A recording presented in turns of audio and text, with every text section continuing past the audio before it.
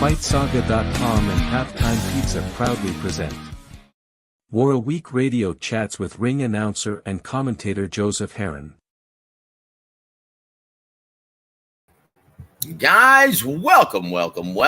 Happy Friday to all of you. Hope you guys had a very productive week and got everything settled, because it's time to look forward to, well, Canelo versus Charlo tomorrow evening. And guys, we have a huge day of festivities tomorrow, especially if you're in the South Texas area. Please mosey on up to San Antonio, the Alamo City, at Dave & Buster's at 410, at the intersection of 410 and I-10. Now, I'm going to be hosting a huge press conference for next Saturday's bout at Randy's Ballroom, featuring all the future stars of boxing in San Antonio, including red hot prospect already signed by PBC, Pretty Boy Ricky Nunez Jr. Should be an outstanding one, guys, and it's going to be TMB Promotions. I'll actually be DJing tomorrow night or tomorrow day, and we're going to stick around immediately following the press conference. Yeah, I'm going to be hosting a Canelo versus Charlo watch party at Dave & Buster's, and it's free, no admission. Guys, come out and say hi. It's going to be a lot of fun. But guys, we've already seen the weigh-in. It actually happened this morning at 10 a.m. How do you like that? Both fighters weighed in at 167.4, and I want to hear your comments. And if you're feeling daring, and if you have your headphones, please click on the link. Let's chop it up. Is this an advantage for Jermell Charlo, or is it a disadvantage? Well, we won't find out definitively until tomorrow evening as we see the action unfold in the ring.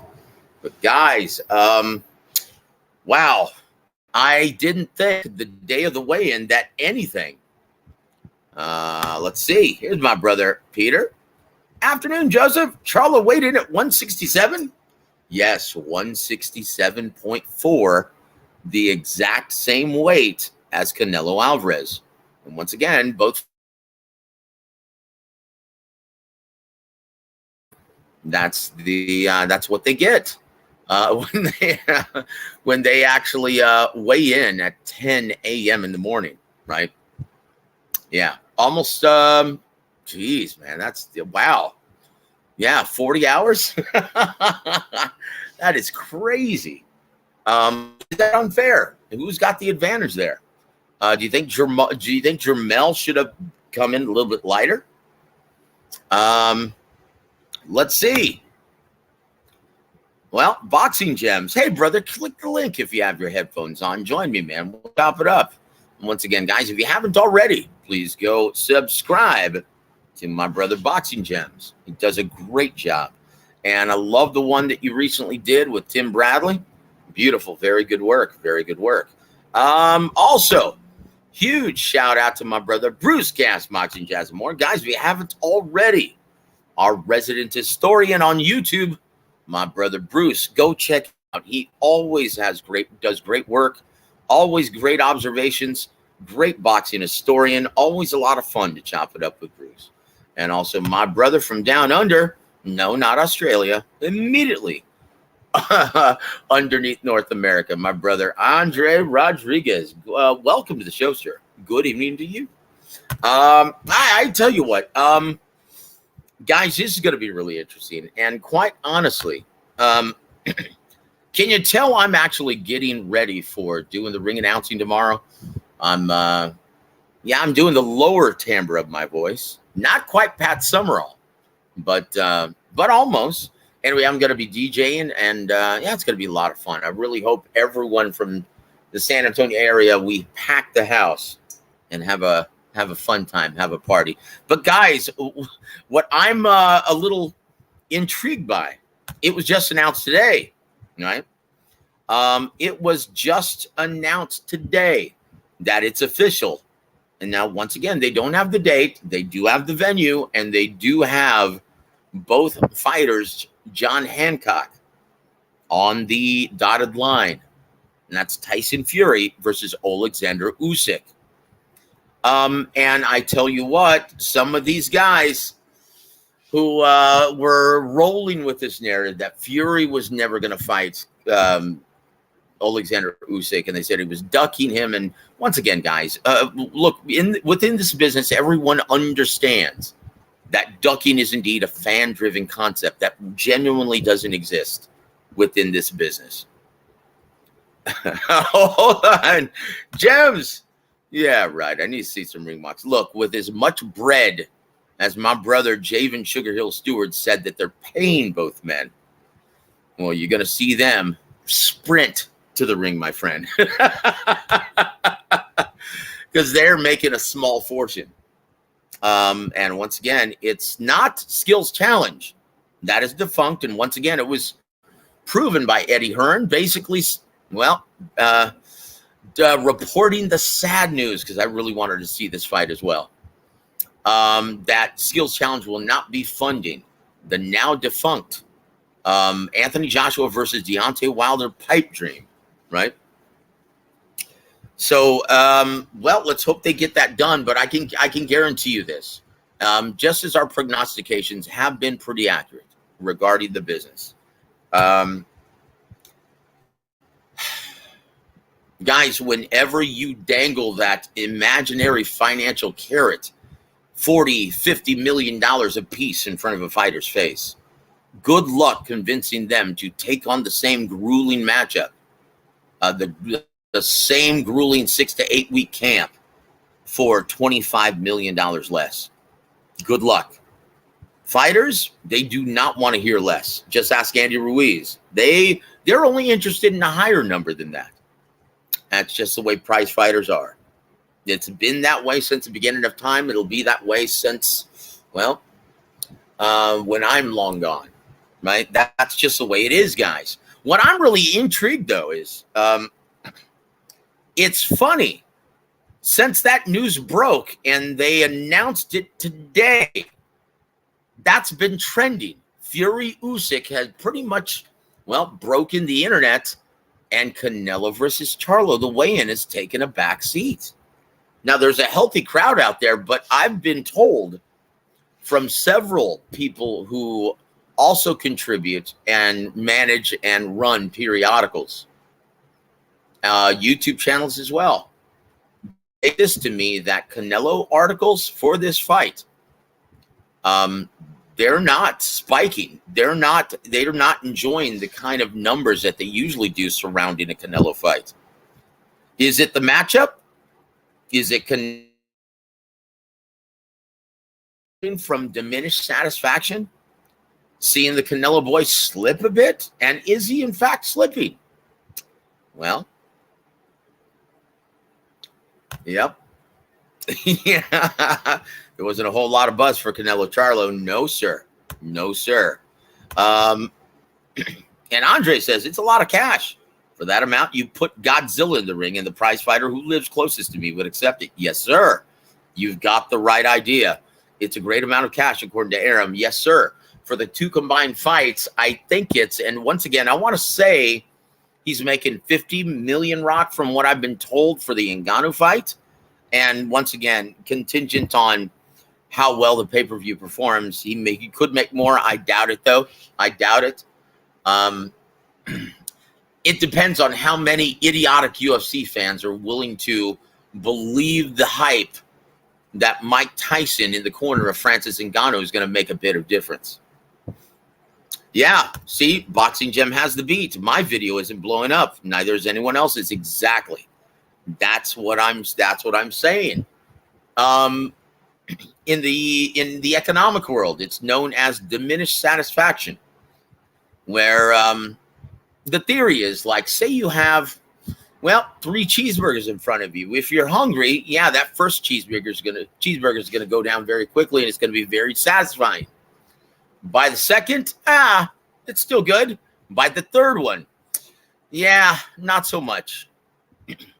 In economics, that theory, and that's called the law of diminished satisfaction, right? And I think that's what fight fans are suffering from. We're not seeing Canelo fight, well, their druthers in David Benavidez. I guarantee you, if you were standing opposite David Benavidez right now, ooh, the boxing world would be on fire right now. And Bruce has the beat. Usually does. My brother Bruce says, you know what it is, Joseph? Here it comes. Let me see. I don't know why my computer's so slow right now. It says, you know what, Joseph? People are smarting up. Yes, they are smartening up. And I think you're absolutely right. Once again, no one asked for this fight. Brother Bruce, no one asked for this fight. Correct me if I'm wrong, but I can't remember anyone asking for this. But yeah, guys, what do you think also about the 10 a.m. weigh-ins, right? How do you guys feel about that? Because to be honest with you, yeah, I'm not a fan of it. In fact, I think they should go back to same-day weigh-ins. I have no. Can you guys see these banners that I'm pulling up? All these comments, because they're not showing on my end. But then again, I think I got a free toaster with this computer. I just bought this computer 2 weeks ago. Oh well, we'll see what's happening. Yeah, well, we'll see what happens. But guys, the official judges for tomorrow's contest is going to be Max DeLuca from W.A.W. Max DeLuca. He's the least consistent of the three that were assigned. Max DeLuca, Dave Sutherland, who always does a solid job, always very consistent, and is among the most competent today in the entire world, as well as Steve Weisfeld. He's the best American judge by far the most consistent and the most competent. And keep in mind, guys, it is based on your primary scoring criteria, which is clean, effective, and consequential activity, right? And this is one of the reasons why people are like, oh, it's Canelo. He's the A side. He's going to get the benefit of, you really have to beat him up to win any rounds. Well, yeah, he more than likely almost always the benefit of the close competitive rounds. And upon speaking with judges, they insist, man, when you're right there in the ring apron, he swings for the fences, and it's awfully hard to ignore. He's explosive, combining speed with power. And that's why he takes breaks. He can't fight for all 3 minutes of every round. I used to love the old Canelo at 160 and 168 pounds, where he would put punches together in combination. One of the most creative combination punchers in boxing. Working body, head, body. He had brilliant upper body and head movement. We haven't seen that guy in the past 3 fights since beating up, stopping Caleb Plant, capturing the undisputed 168-pound crown. We've seen a different guy, right? We've seen a different fighter. This is a guy who merely just marches. He tries to close the distance, cut off the ring effectively behind a high guard, and sees if you can take his best shot. Even if he knocks you out by disarming you, literally and figuratively, like he did to Callum Smith, basically taking away his primary weapon, that beautiful left hook. Very unorthodox and very awkward, very difficult to anticipate, right? And he took it away by pounding him to where his bicep was hanging off of his arm, right? That was grotesque. But guys, what Canelo has turned into now. He's a guy who swings for the fences, and he wants to see if he can take his power. He's, become infatuated with his own power, right? Let me see if okay, it's working now. Okay, very good. We want to welcome Troll Master Mike. Thank you, brother. Thank you very much. And thank you, Bruce. We always, you always weigh less first thing in the morning. I will say this, though. That's horse shit 40 hours, right? 39 hours. 39 hours to rehydrate. In your opinion, Gems, let me get your opinion, brother. Who does this, like Charlo weighing in at 167.4? Is that a plus or a negative? Is it a positive or a negative? Is that going to hinder his performance or help it? Is it going to bring him success? Or is it going to hurt him in the long run? Is it going to keep him a more stationary target? Or is it going to help him absorb those big Canelo bombs for 12 rounds? Right? Let me know what you guys think in the comment section. Of course it is. I think Coach Ronnie had the beat. His former trainer said, you know what? He's become more of a dog since working with Derek James. And once again, I'm not criticizing that, he said. But he did say, you know what? For this matchup, that could hurt him. In my opinion, he needs to go back to the way that the skills first, the skills that I stressed, using your feet as the foundation of your defense, using that intelligent jab. Well, PJ, welcome to the show, sir. I will say this, as saludos to you, my friend. You're going to Canelo 8th round. Well, tell you what, Boxing Gems, who is usually spot on with his prognostication, well, let me post that up once again.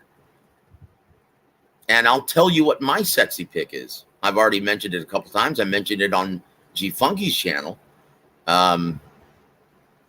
Oh, hold on. Here it is. Let me find it. Yeah. No, I can't find it. I think you said 4 through 6, correct? Ryan, you said 4 through 6? I think so. Yeah, I think you said 4 through 6. And you're saying round 8. Guys, I'm going to give you my sexy bet. And once again, this is from my favorite book, my preferred book, BetMGM, right? So right now, currently, oh, here it is. Yes, I was right. 4 through 6, round group bet. What are the odds on that on your favorite book? The one that endorses, that you endorse. Andre, damn, in my best Ron Simmons voice. Damn. 4 through 6, that would be a blast. Boy, literally and figuratively, brother. I'll give you my sexy bet, guys, though. And this is according to the odds at BetMGM out of Vegas, right? My sexy bet, because I think Charlo's going to get on his wheels. I don't think he's foolish enough to sit there and bang with Canelo Alvarez. Because if he were, yeah, that's suicide, guys. Now, keep in mind, let's look at the intangibles. This is a gentleman who has never been hit, and he's going to be hit by arguably the hardest puncher at 168 pounds, right? Pound for pound. He's arguably the hardest puncher at 68. And this is with 10-ounce gloves, no headgear. Ask yourself, Jermel, have you ever been hit in your life, no headgear, 10-ounce gloves, by a legitimate big punching 68-pounder? Mm-hmm. Oh, those are the odds on your book for 4 through 6. Wow. That's a hell of a payoff. Ladies and gentlemen, that means if you bet $1,000, you win 10 large. If he gets that knockout between 4 through 6. And those are the same odds. Those are the ones I like. But mine, guys, my sexy bet, the official FightSaga.com sexy bet of the evening, will be 10, 11, and 12. Round group bet, 10, 11, and 12, the championship rounds. And the reason why I like this, once again, Charlo's a guy who's going to be using his footwork. I think he's going to follow Ronnie Shields' advice. But I will say this, he's going to gas out in the late rounds. That's when the magic's going to happen. That's when Canelo's going to lower the boom. And once again, I think my prediction for this fight, guys, I think Charlo's going to be doing very well until he isn't. I think he's going to be, you can make a case for him winning the fights. I think it's going to take with the athleticism, with the wheels, with the intelligence, with the jab of Jermell Charlo, right? I think it's going to take him 8-9 rounds to finally find range, a la Sergey Kovalev, a la Caleb Plant. Guys, in those two fights, when did he knock out those two men? Round 11. He's been, and once again, this is a Canelo who's not going to gas. He's been training in his brand new high-altitude facility in Lake Tahoe. Guys, I like the late round stoppage for Canelo Alvarez. I like the group round bet, 10 through 12. It yields the same odds, plus 1,000. Guys, I'm pretty sure it yields the same odds on Boxing Gems preferred betting line as well, the sports book, right? Guys, so once again, that's my sexy bet. And the official FightSaga.com sexy bet. The group round bet, 10 through 12, in favor of Canelo. Guys, I'm going to straddle that with a straight-up Jermell Charlo victory. Right? A lot of people seem to think that, yeah, Canelo is indeed slipping. And yeah. And look, I will say this. I have heard it through the grapevine. Well, a lot more than that. I just can't reveal anything. But according to a sparring partner that will go unnamed, right? Verbatim, in his words, Canelo in camp has looked like a 168-pound bag of horse shit. Is it just someone who's very competitive and, well, someone who doesn't like him maybe? Someone who, I don't know, just maybe Canelo had a bad day? It does indeed happen, guys, in the gym. Or is he on to something? Guys, we will find out for sure tomorrow night, definitively, when we see both men tangle in the ring. So because of that, though, I like the Charlo by decision. Hindered. And once again, I like the round group bet, 10 through 12, in favor of Canelo, yields plus 1,000. And I like hidden or hedged with a straight up Jermell Charlo victory. However you slice it, however you can get it, and that yields a plus 300, right? So that's how I would bet. That would be my betting strategy. And watch this. After I say all this, watch Canelo win by decision. Anyway, that would be my strategy for tomorrow. So there it is, brother. There it is. Bruce says this. I heard just the opposite from a supposed sparring partner as well. Well, I'll tell you what. Maybe he just had an off day. Yeah, Pinche. I'm not kidding. Verbatim. 168-pound bag of horse shit. I shit you not. See, did you see what I just did? Guys, we're getting started early. Here's my shot of Coca-Cola Zero that I'm doing just to make myself mentally feel like I'm drinking. But no, here's Coke Zero down the hatch. Hey, Anthony Manzano, thank you for joining us, sir.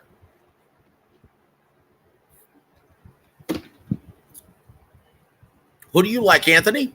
But I will say this, though, guys. And here he is going to tell me live and in person. Guys, welcome to the show for the first time in a minute. My brother, Anthony Manzano from Florida. Hey, Joe. How are you today, my friend? I am doing great, brother. How are you, man? Happy Friday. I'm doing well, but I'm losing my hair. Hey, brother, that just means that you're gaining respect. How's that, man? That's one of the few positives of growing old, right? People just, I'm in my 30s. This is not supposed to happen this early. Well, yeah. Well, you know what, man? I will tell you a story. Have you ever heard of a musician named Gavin DeGraw? I'm not supposed to be telling this. He's a friend of mine, but I'm going to tell it to you anyway, just to make you feel better, Anthony. When he was in his 20s, and look up Gavin DeGraw. He made a couple really big hit songs. We played together, used to back when we were both young, aspiring musicians. He got signed by Atlantic Records, and they told him, well, if you're going to be playing live, you're going to be doing these promos, you're going to be doing these publicity spots, you're going to have to wear this hat. I don't care what kind of hat you wear, you're just going to have to wear this hat. And you know why?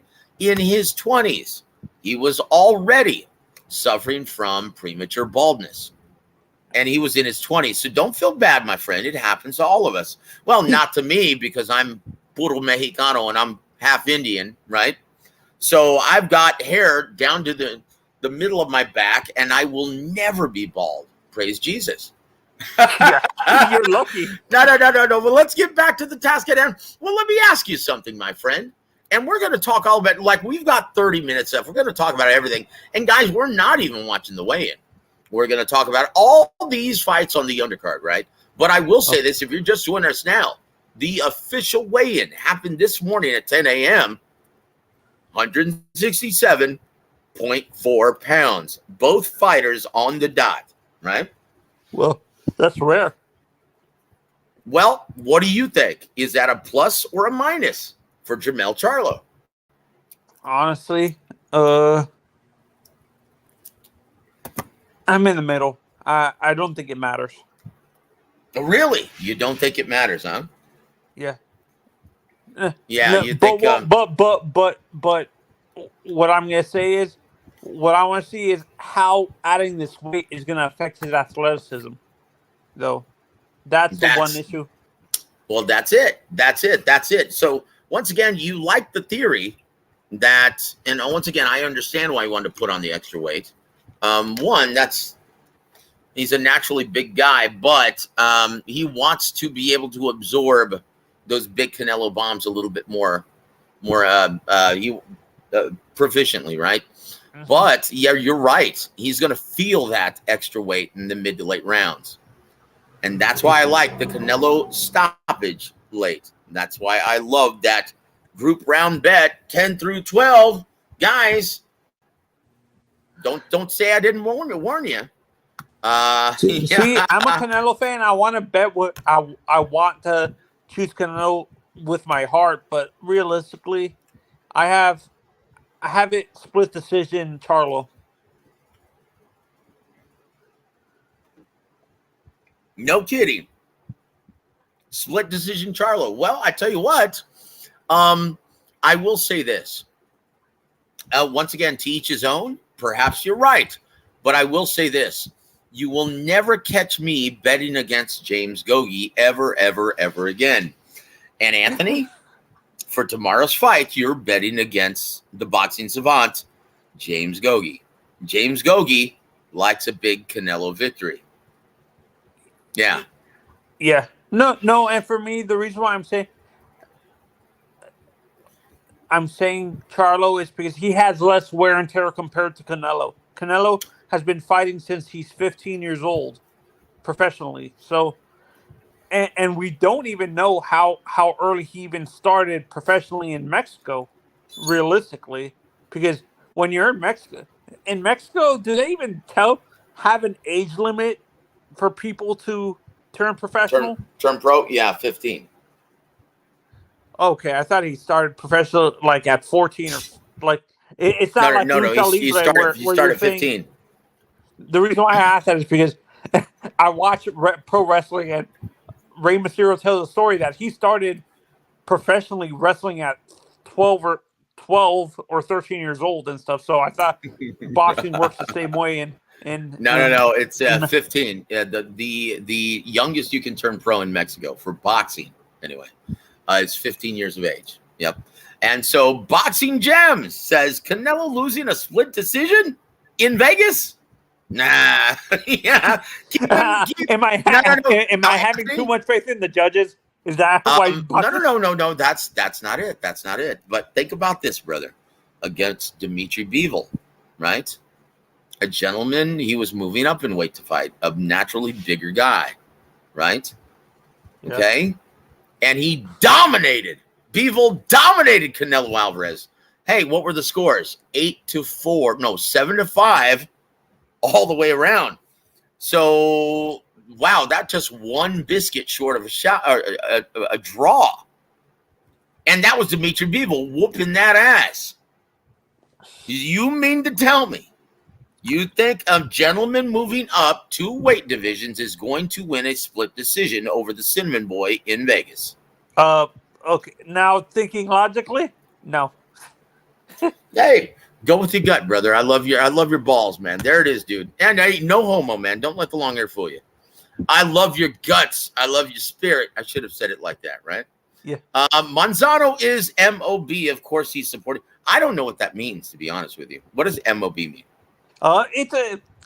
It's a nomenclature thing. People, it's Masters of Boxing thing.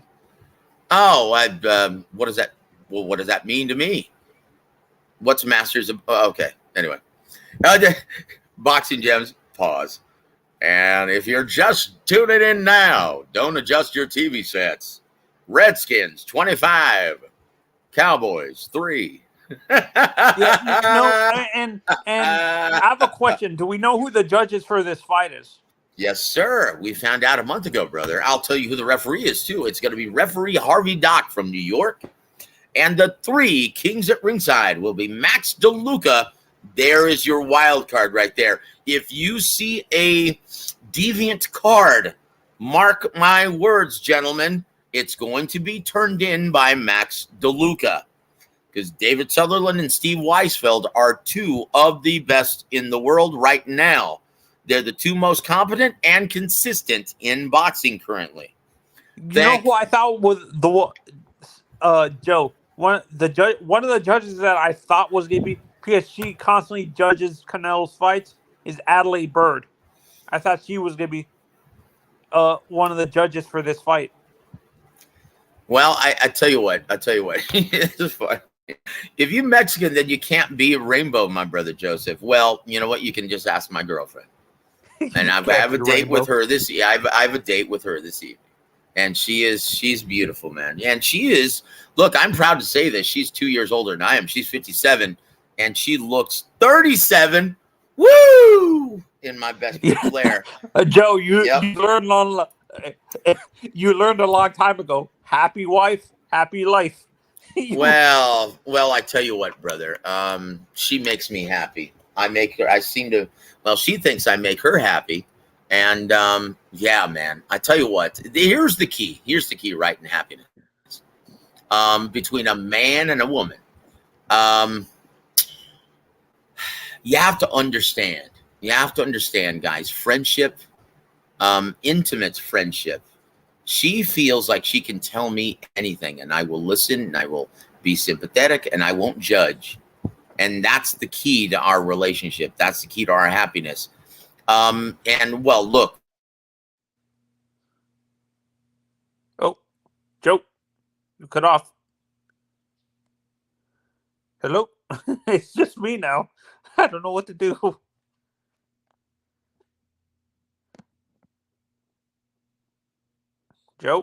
Joe, hello. Oh, good Lord.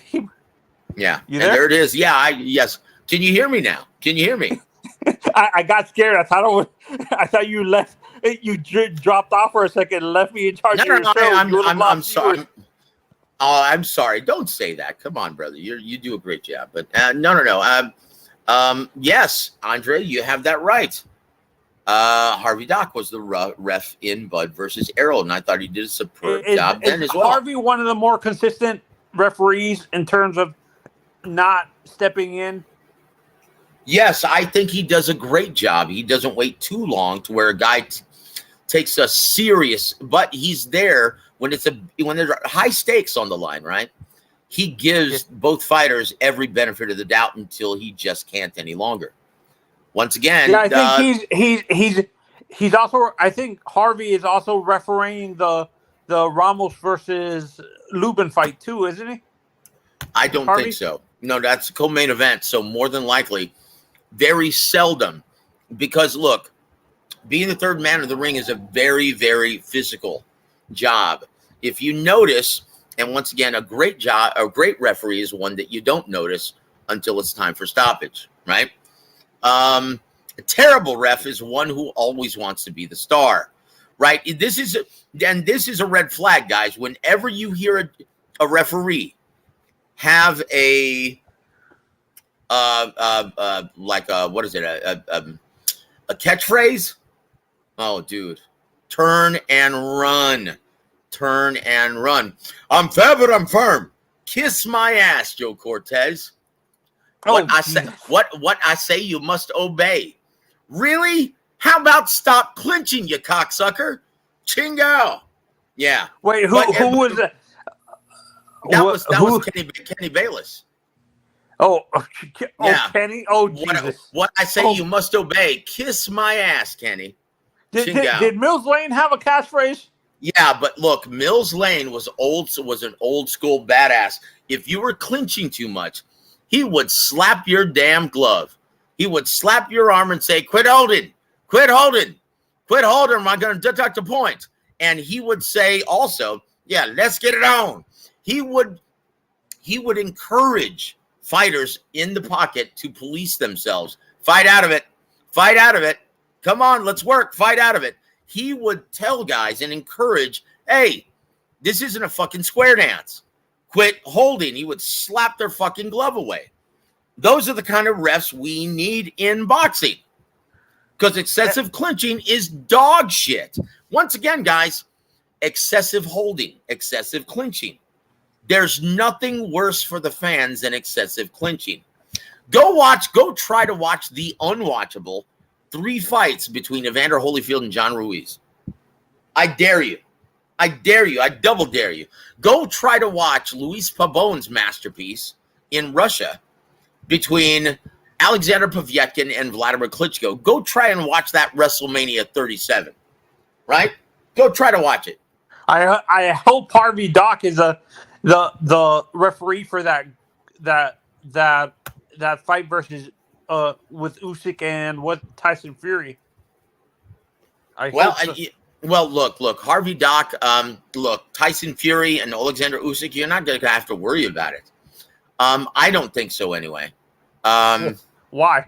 Because both men are supremely skilled. Look, if Usyk is starting to have success controlling range with that brilliant footwork, with his brilliant lead hand, all of the feinting movement, the southpaw position, and he's, discouraging and frustrating Tyson Fury, well, you better believe Tyson Fury is going to maul his ass, going to turn it into a grapple fest, and then you're going to need the ref to start intervening, right? But then and only then, right, will Tyson Fury make it a more physical endeavor. Because he's a guy who likes to control, and him being the taller guy, it's going to make more sense to use his footwork as a foundation of his defense and force Usyk to do something that he really isn't very fond of doing. Leading the fight. That's coming forward and being the assertive guy, getting off first, right? Trying to cut off the ring and close the distance. That's not Usyk's forte. And unfortunately, he's the much shorter guy with a 6-inch height deficiency. Yep. And people always, it's fun. It seems like Tyson Fury, like when he fights shorter fighters, it seems like he struggles a lot. Why is that? Is it because he has to punch down? Whoa. I don't know what you're referring to. Are you referring to Steve Cunningham? Like when that fight took place, when Andrew Jackson was president? Are you referring to that one? Come on now. Andy Ruiz? No, dude, come on now. Look, Tyson Fury has improved dramatically since then. And now keep in mind, with his work with my brother Javen Sugar Hill Stewart, he's 4-0 with 4 knockouts, right? Okay. Come on now, Anthony. Come on, brother. Okay. Hold on. Oh, wait a minute. Hold on. What? Sid UK? Now, once again, welcome to the show, Sid. We absolutely love your comments on this show. And he's got another gem. It says, no pun intended, Brian.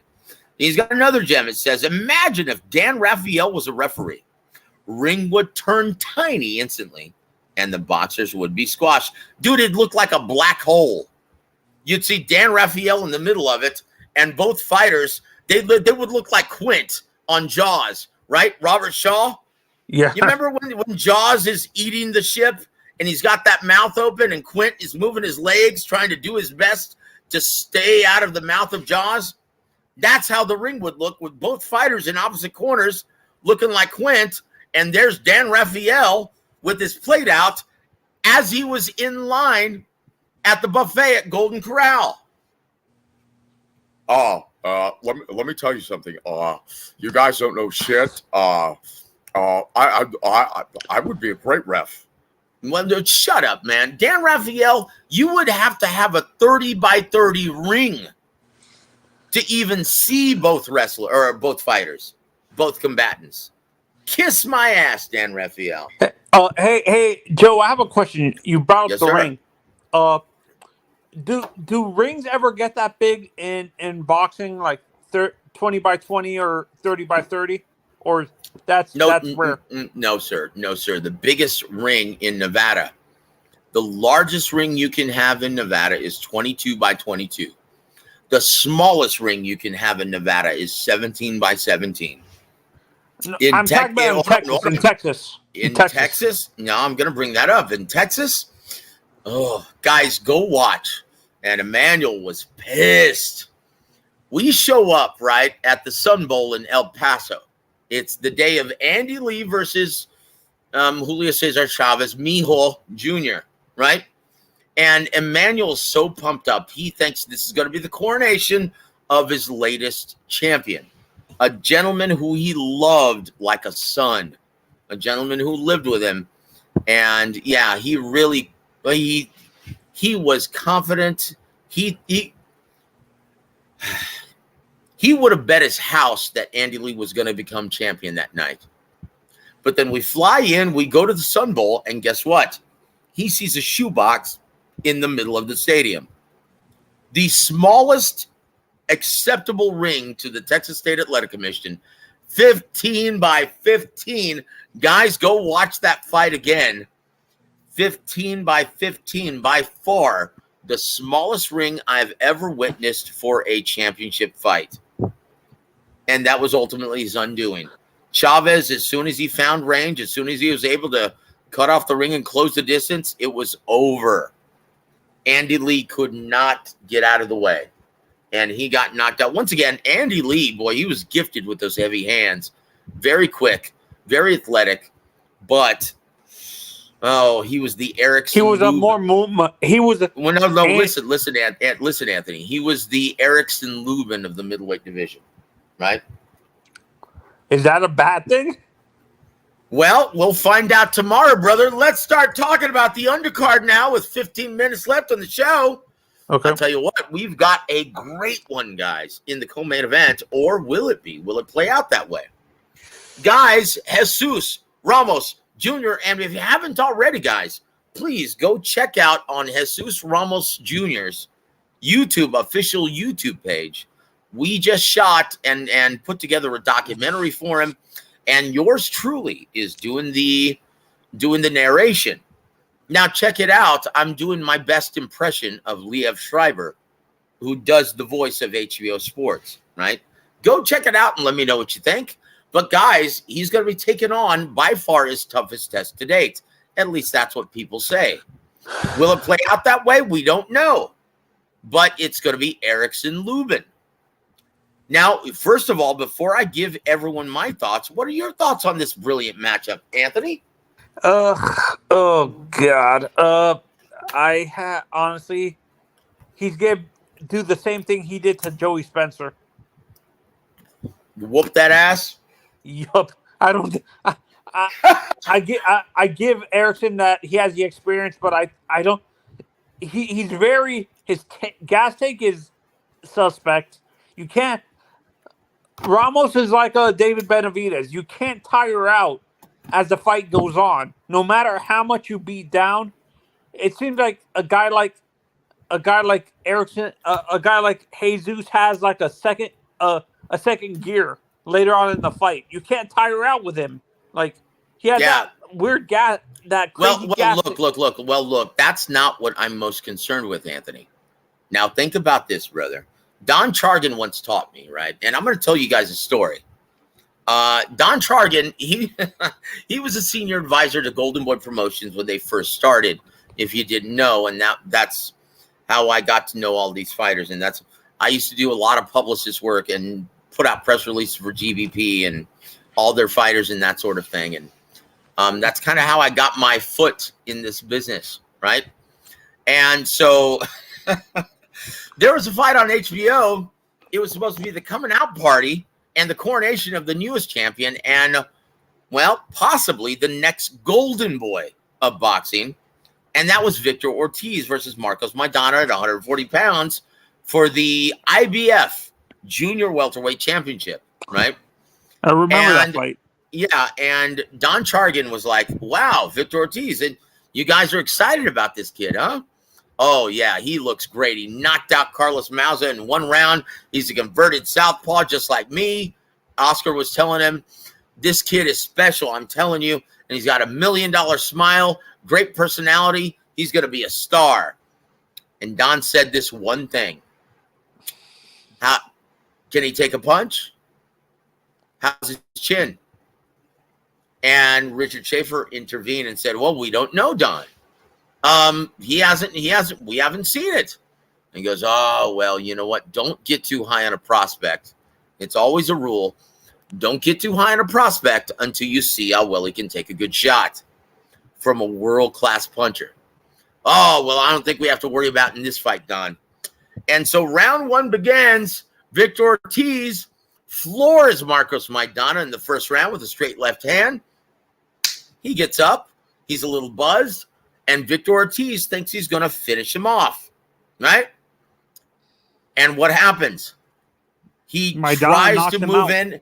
No. Maidana Victor Ortiz tries to move into range to close the show, right? And he gets met with a straight right hand for his trouble, and he gets knocked down in the process.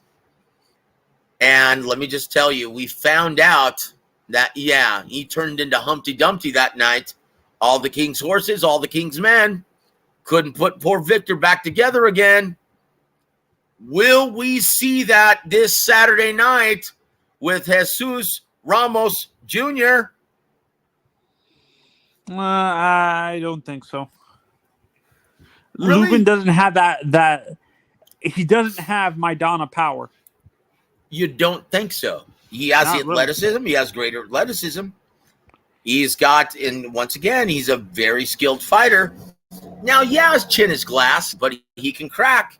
And he's a very skilled fighter with great athleticism. I think we are going to find out, ladies and gentlemen, tomorrow evening, whether or not Jesus Ramos has a world-class beard as well as world-class power and skills. I love this fight, guys. This is truly... Would you say this is 50-50 to you, Joe?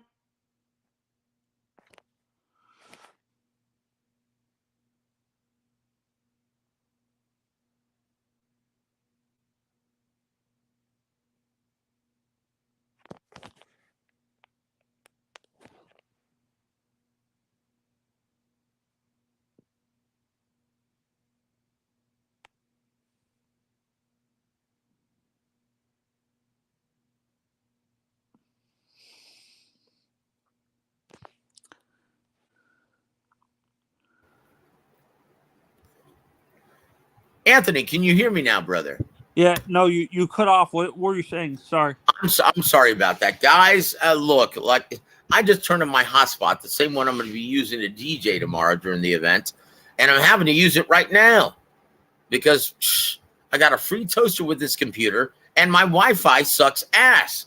Thanks a lot, Google Fiber. Anyway, yeah, Gems has the beat, I think. Tough fight to call. I got parlays either way. He understands. He knows, right? Now, once again, going back to my mentor, Don Warwick Chargan, that's why we're called this channel, Warwick Radio Network, right? Because, once again, don't get too high on a prospect until you see whether or not he can take a world-class punch. I have a feeling we're going to find out tomorrow. That's what makes this fight so intriguing. Peter Von Ark says, I'm going with Ramos. Well, a lot of people are. Planet 619, welcome to the program. He says Lubin can definitely crack.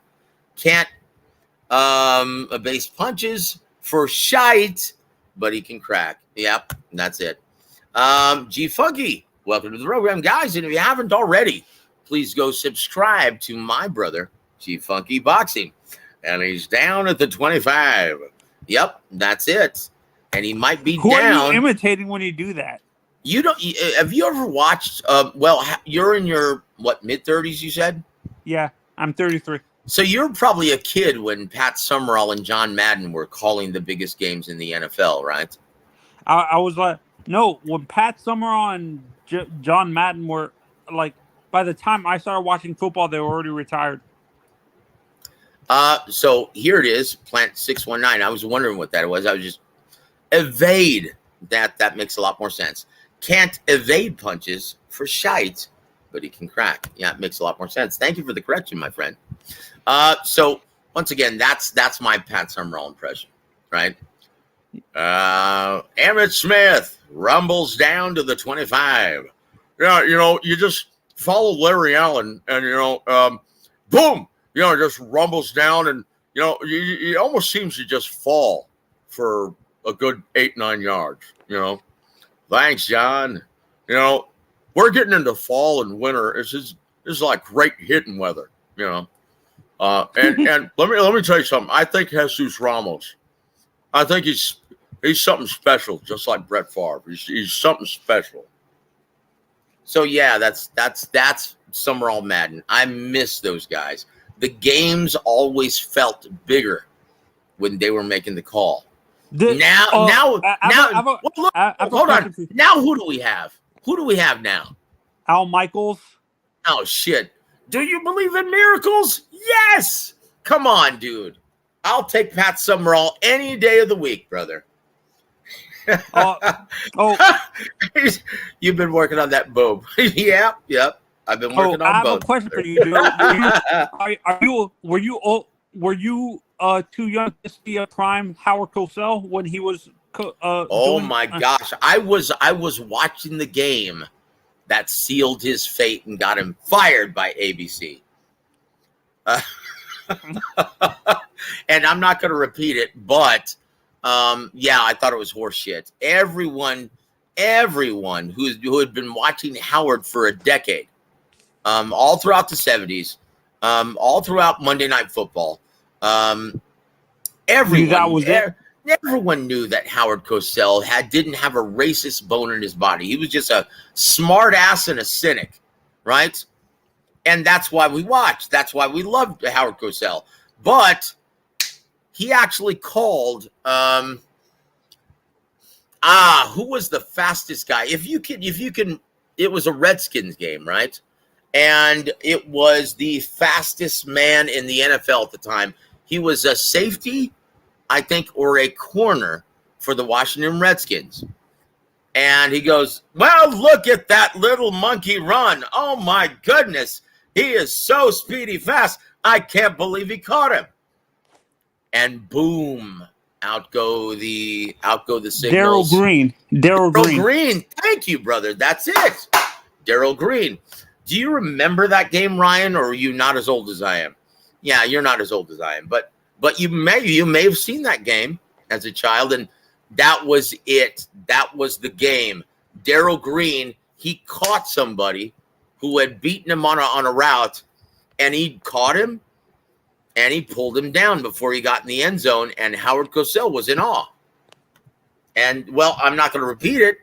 And he says, yeah, you can't say that. Let's go back to boxing. You won't hear me say that again. But Planet 619, Darryl Green cornerback, not sure that was the guy Cosell was referring to. I'm almost positive that's who he was referring to. He was the fastest guy on the field. And you may be right. So let me you know what? I'll have to do my research. But it was someone who had been beaten on a route, and he caught him, and he said that horrific gaffe that cost him his job. So anyway, there you go, guys. That has nothing to do with boxing, but hey, there you go. That's a bit of history But for you guys. Cosell was a big boxing guy too, so Dude, Howard Cosell was the greatest. My greatest inspiration in, doing this line of work, right? Yeah, see, I knew that. Yeah, Gems has the beat. It was him, fastest in the NFL. Yes, it was Darryl Green.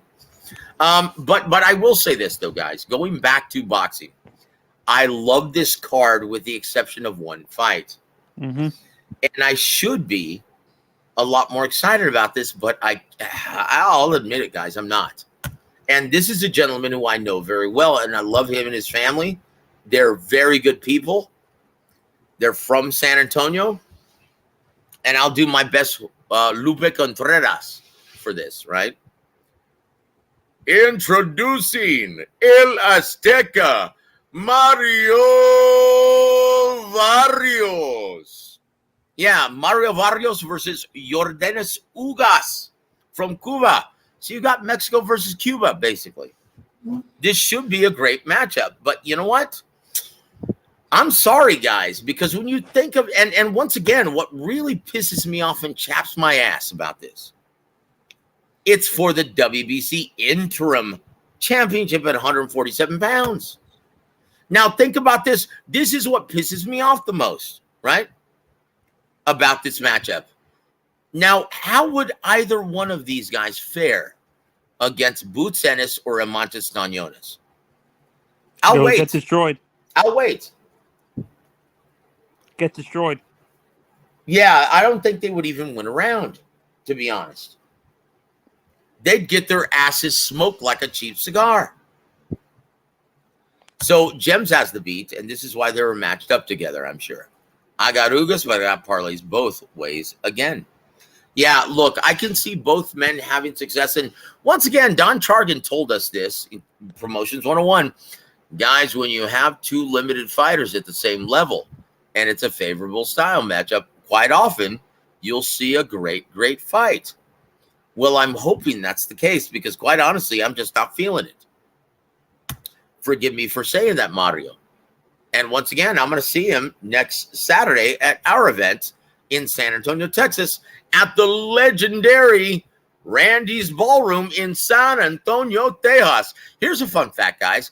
When I was only 19 years old, and I was signed with Capital EMI with Dorian Gray, the old metal hair band or hair metal band, I was a lead singer. We opened up for Wasp, Blackie Lawless and Wasp, and performed in at Randy's Ballroom in San Antonio, Texas. Now, fast forward several decades later, and I'm going to be doing ring announcing and commentary at Randy's Ballroom next Saturday, and Mario's going to be in the house. We'll see if he is sporting the new WBC interim welterweight title. So Joe, I have a question for you. Did you ever do announcing? Did they ever do boxing, like big boxing pay-per-views in the Cotton Bowl? No. That's too cavernous. That's a huge venue. I think it seats the Cotton Bowls in the Dallas-Fort Worth area. I think it seats around 120,000. So no, that's too cavernous for a little boxing ring, right? It would look too. The boxing ring. It's not as big as a wrestling ring, where a wrestling ring can basically fill up that whole middle of that arena. Basically. Put it this way: whenever we have fights in the Alamodome, we always cut it in half, right? And the Alamodome only seats around 70,000. Now add 50,000 to that and expand it. That's the Cotton Bowl, right? It's huge. It's cavernous. There's no way you could put a boxing match there. And it's so antiquated, there aren't a whole lot of big screens. It's not like Jerry Dome, where there's no bad seat in the house because of all the screens set up. It's technologically beautiful. The Cotton Bowl, it's cavernous. That's why they only have the Cotton Bowl there still. And they do have the Red River Shootout still. Oklahoma versus UT, Longhorns, at the Cotton Bowl. Those are the only two games they play there every single year. Okay, I have. Who do you have winning this fight? Ah, You have Ugas or Barrios? well, look. Thank you for reminding me because I was trying to duck out of a prediction, but thank you for that, Anthony. Ah, shit. Okay, if you hold my feet to the fire, I will have to say I'll take the younger, fresher man, brother. I'll take the younger, fresher Mario Barrios. And no, I'm not just saying that because I'm going to run into him next Saturday at the event. I'm not just saying that. You're not scared of Mario. No. He's a very sweet kid, and I love his family, and I love his entire team. Once again, one of my dear friends, best friends. Do you remember? Here's a fun fact, guys. Do you remember going back to the? Do you remember that Gervonta Davis Mario Barrios pay-per-view? Do you remember seeing the Addams family hand come out and comb Mario's hair in the corner? Do you remember seeing that? You remember how weird that looked? I can tell you, there's a kid who's going to be, once again, he just signed with PBC. His name is Ricky Nunez Jr. It was his dad who was the thing coming around the corner, coming around the pillar, right? The post, right? Yeah. That was Ricky Nunez Sr., who's a very dear friend of mine, who's also a boxing promoter here in town. South Park Boxing, AAA Promotions. Boom. We're going to be actually staging a card next month. See, that's what I always wonder. Why don't these big promoters like a Top Rank or like Al Heyman's promotion? Damn it, I forgot its name now. PBC. Why don't they buy some of these smaller promotions to get more like buy a smaller promotion like your friend's promotion? No. Look. If you must know, everyone in this business, this is what I can't stand about fans, right? They don't understand that this is a symbiont industry. We all work together. And look, and you're going to see, guys, with the recent events of Showtime, right? You're going to see Tom Brown Promotions and PBC have to stage club shows to try and develop ticket sellers because there aren't going to be any more Showtime Championship boxing dates next year. There are no longer going to be Showbox dates next year. They're going to have to develop these stars, these ticket sellers at the club and regional levels starting next year. And well, that's where we come in. We're already staging, like 2 of their future stars are going to be on our card, right? Who? On this weekend. I'll tell you. Hold on, brother. Hold on. Let me look it up. I will tell you. Ricky Nunez? Yeah, Ricky Nunez. He's already a kid who's signed by PBC. There's another one, though, also. Hold on. And you know what? He's only 18. Hold on, brother. Let me find it. His name is oh my gosh. His name is David Cardenas. He also was just signed by Luis de Cubas Sr., right? And he also he signed an advisory deal with Al Heyman. So yeah, he's already signed by PBC as well. Those are 2 of the future stars who are going to be competing next weekend in San Antonio. Yours truly is going to be doing the ring announcing duties. So there it is. So guys, once again, I hope you support club and regional shows because that will be the future of boxing in the American market. And Gems, you remember I tried to warn everyone 2 years ago that this was going to be the case. That one of 2 things, if not both, have to happen. We're also going to start losing TV dates.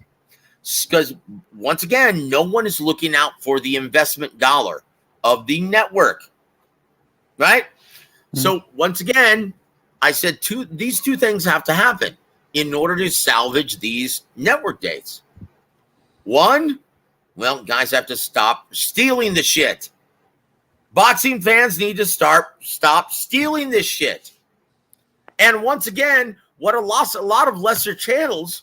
Well, hey, dickhead. Hey, look at all these pay-per-views added up. Well, look, if a guy's on the pay-per-view level, like Tank Davis, Terrence Crawford, Canelo Alvarez, boxing diehards, it doesn't even matter if you purchase it or not, because they're already mainstream attractions, right? This is the opportunity for the promoter and the network to cash in, reap the rewards of all of their efforts and all of the money they've already invested in cultivating that product, cultivating that attraction. This is what they don't understand. Okay, here's where we needed the boxing diehards, and they have failed the business. They have failed these young fighters. This is where they really fucked up. They didn't subscribe. They didn't subscribe to Showtime. Those were the dates that really mattered. Because the pay-per-views did quite well, with the exception of one. On Showtime, the pay-per-views did quite well.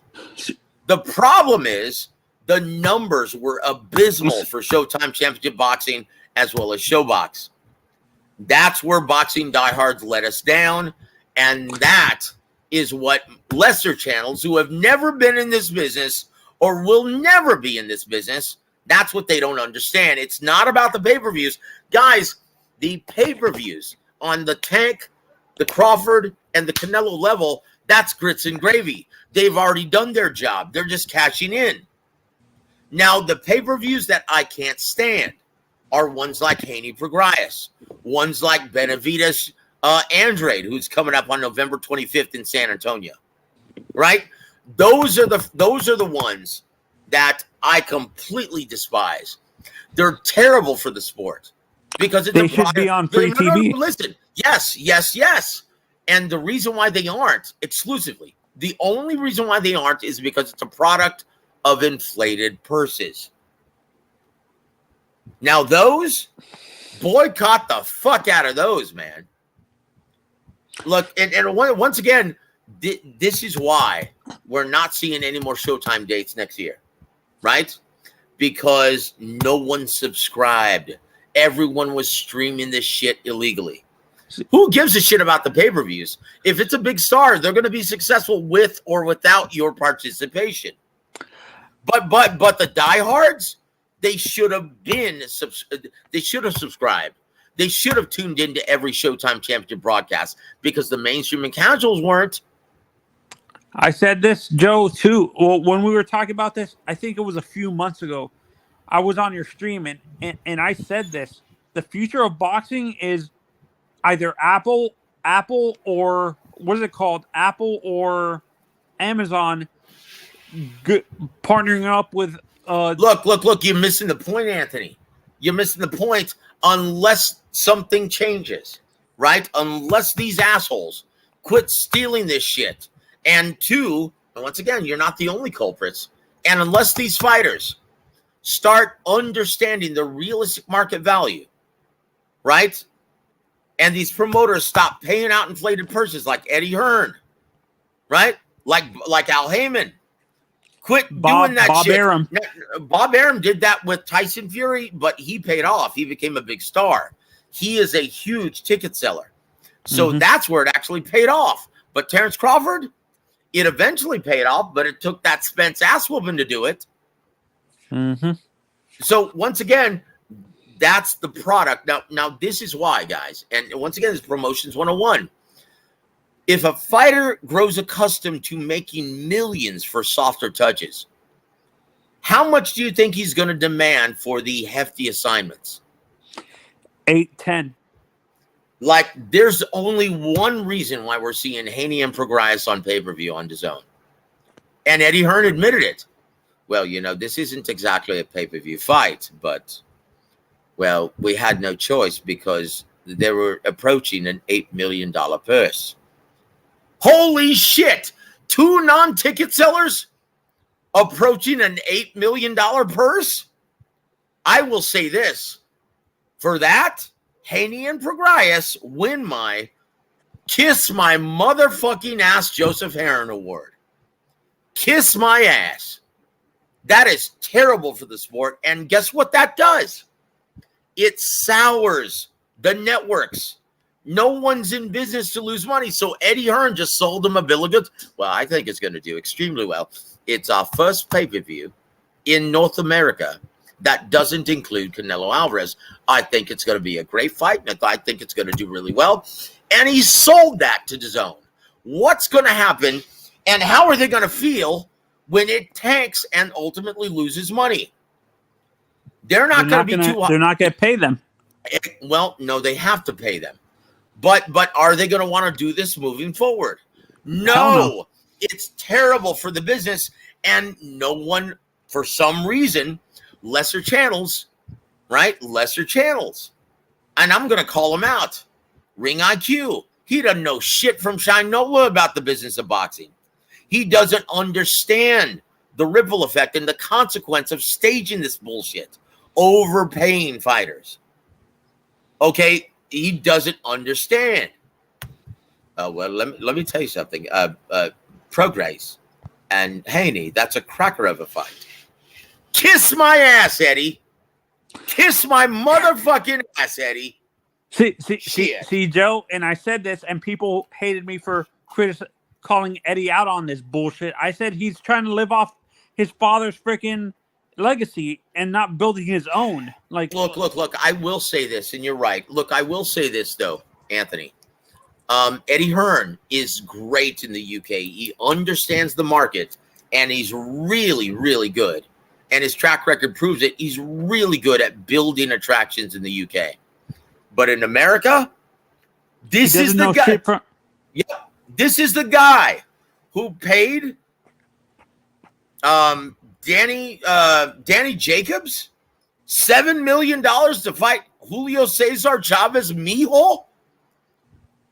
Are you kidding me? This is the guy who paid $8 million to Mikey Garcia to fight Jesse Vargas. Oh, I remember that Jesse Vargas fight. That was trash. Kiss my ass. No, I actually enjoyed the fight, but for $10 million purse? Hell no. No, once again, that's the problem.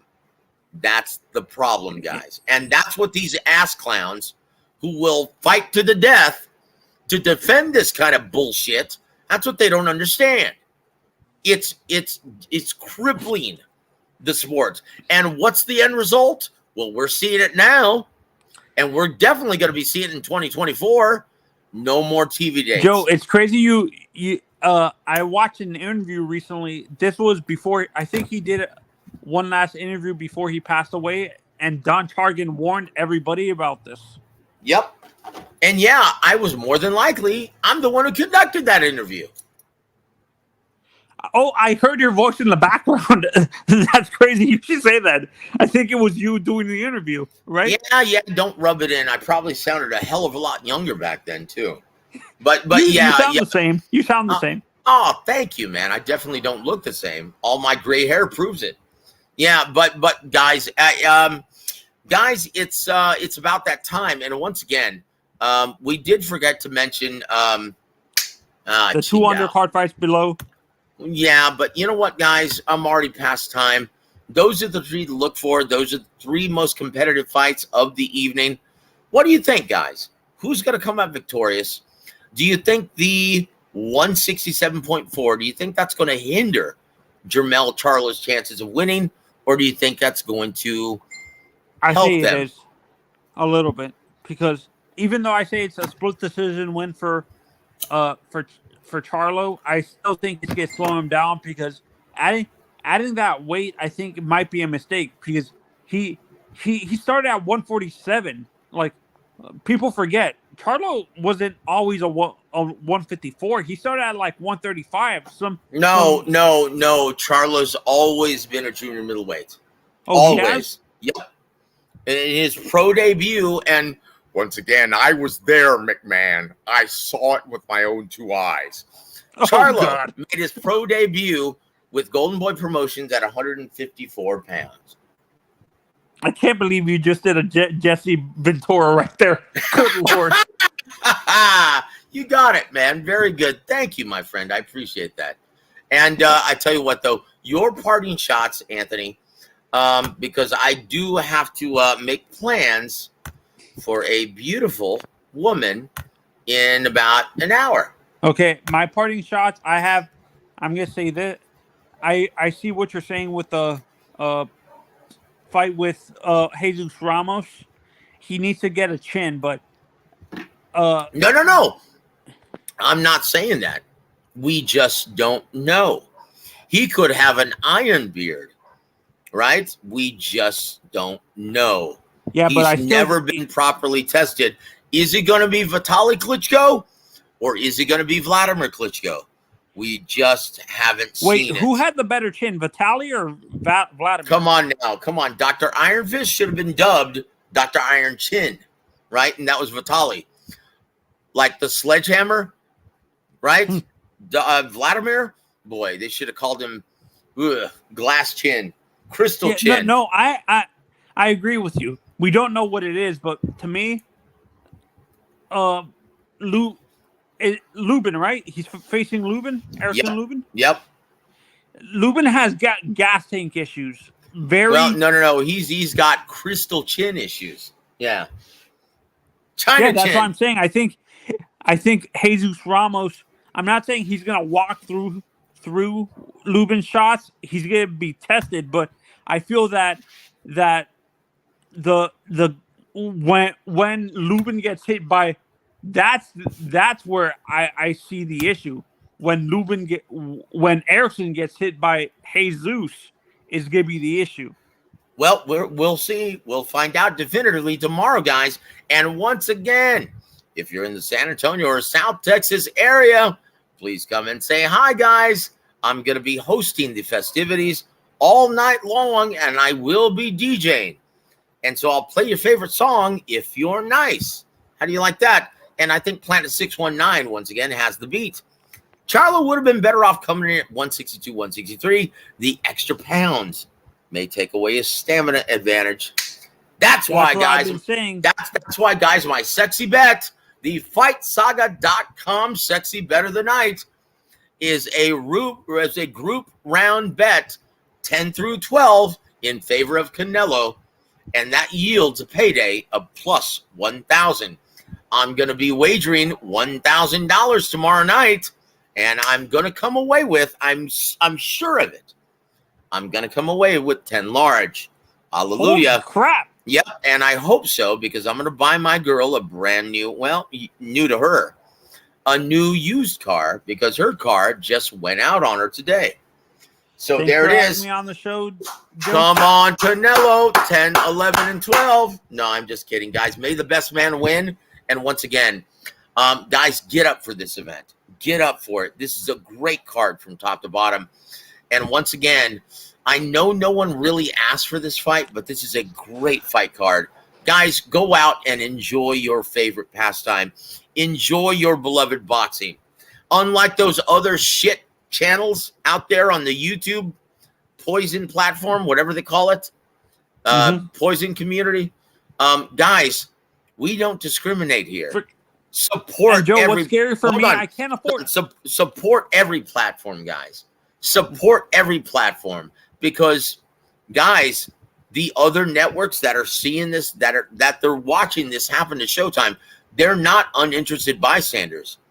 Let's pray that everyone starts tuning in and we don't see the network dates fall like dominoes. Yeah. That's my biggest fear, guys. For me, Joe, what's the issue for me? I want to really watch this fight, but I just went on my pay-per-view thing. They're charging $150 for this pay-per-view on my cable. That's absurd. It's $85, guys. $85. Look. I know you have a Dave & Buster's near you. Go watch it for free over there. Okay? Go support this. Or Hooters. I don't care. Go get your rocks off, brother. Hey, come on. Rock on with the cock on, baby. Come on. Go watch the fight somewhere if you can't afford to purchase it on pay-per-view. Go out and support your beloved boxing. Show out, guys. Come on. This is not Fury versus Ngannou. This is a real fight. Go show out, guys. And if you can't afford it, throw a damn party. go see it somewhere, throw a party, and have everyone pass around the hat, just like in Don's days, right? Because you do not, in the immortal words of Don Chargan, one terrible event, one big money loser can put you in the breadline, right? And so on that note, Anthony, say goodbye to our listening audience, sir. Goodbye, everybody. Have a good weekend, and I'll see you guys in a few weeks. Very classy, Anthony, and thank you for sharing the air with me, brother. It's always a pleasure. You guys have a great weekend, Anthony. You guys be safe. Enjoy all the festivities, and remember, if you can't afford it, go watch it somewhere at Dave & Buster's. Dave & Buster's. Dave & Buster's, no admission, right? Mm-hmm. Anyway, enjoy the fights, guys. Enjoy the fights. And I love all of you guys, my extended Warwick Radio family. We wouldn't be doing this without you. Guys, on behalf of Anthony Manzano, my brother, I'm Joseph Heron. You've been listening to Warwick Radio. Have a great weekend, everybody.